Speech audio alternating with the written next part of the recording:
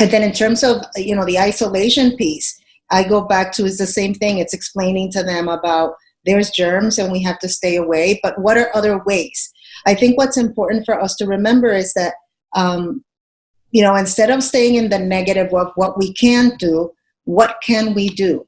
We can Zoom somebody, or we can send, I've been actually writing notes and cards out to people that, I could probably text, but how nice is it to receive a letter or a card in the mail? So what can we do? Can we draw a picture for our friend? Can we mail it to their house? So there's other ways to really encourage children as to, the times of where we are right now and what can we do instead. My recommendation often with children and when it comes to grief is to ask them questions, kind of get a gauge as to where they are. What do they understand? Because sometimes we are so worried about what we're about to share with them, and maybe they don't need to have all the details, and maybe they don't need to know all of that. But if we understand how much they know, and depending on the age, they don't understand the permanence of death.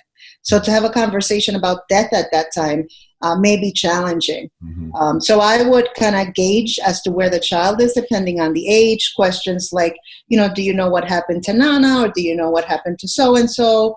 And maybe they'll say no. And maybe they'll say, yes, I saw that they were sick. And it's more about gauging where they are and following their lead.